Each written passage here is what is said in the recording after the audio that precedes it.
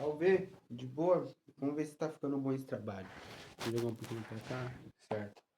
Galera, hoje a gente vai apresentar primeiro sobre o caso de Tatsuko. Eu não sei o nome exatamente, tenho que ler, mas é um caso de Tatsuko, que é síndrome do coração partido.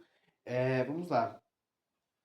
Galera, o Tatsuko, né, que é a síndrome do coração partido, não é nada mais do que desencadeado por uma forte emoção que a gente tem desencadeado por algo que a gente viu, sentiu ou ouviu, algo que desencadeou muita adrenalina no seu corpo, que é um processo natural que a gente tem. Esse desencadeamento de adrenalina muito forte pode evoluir para uma injeção, abaixar a nossa injeção do coração. Com isso, a gente pode evoluir para um infarto, um choque cardiogênico, como aconteceu.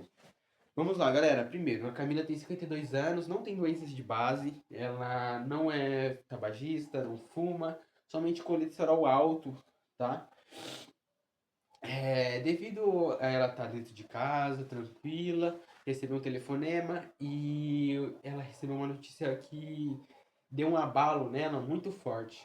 Devido a esse abalo, ela teve a síndrome do coração partido, foi liberado muita adrenalina, cortisol e fez esse estresse se aflorar muito dentro dela.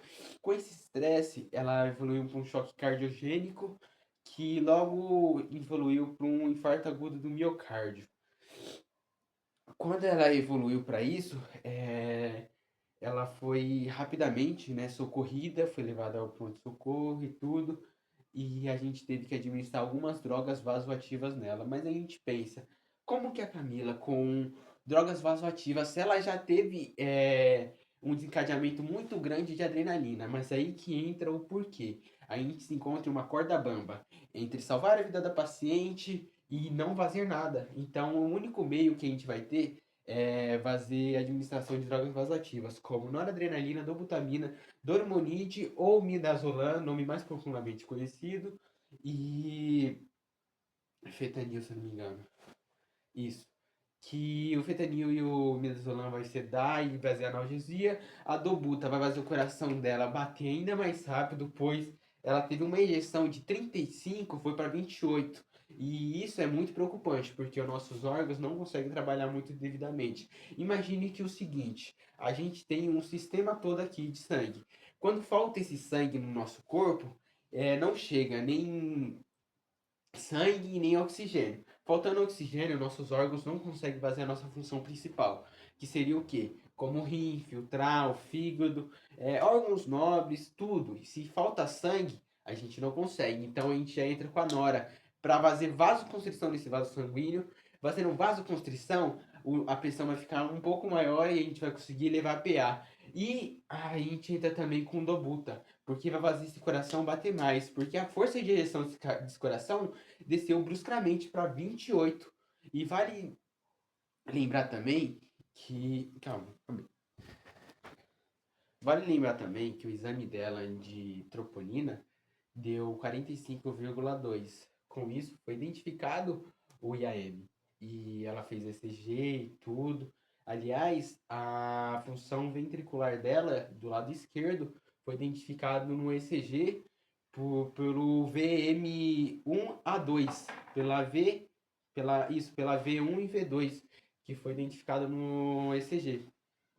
Com isso, a gente também pode perceber que ela teve um edema agudo de pulmão, que basicamente não estava funcionando, não estava tendo aquela suficiência de sangue, os alvéolos começaram a acumular. O que, que a gente tem a reter? A gente tem a reter sempre, quando o nosso corpo está precisando de cuidados ou aconteceu algo, o nosso corpo tende a reter. Como, por exemplo, quando a gente sofre um machucado, a gente tende a reter bolha de sangue. E nesse caso, aconteceu um edema agudo de pulmão.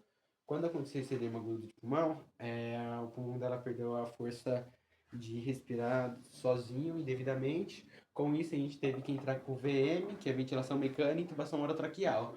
E ela também estava perdão. Ela estava em sonda nasointeral com dieta terapia e a gente também estava olhando os sinais vitais dela de 10 a 15 minutos. Ixi, vai ficar muito grande o vídeo. Mas é só pra você ter um resumo como é que tá ficando. Tá ficando bom?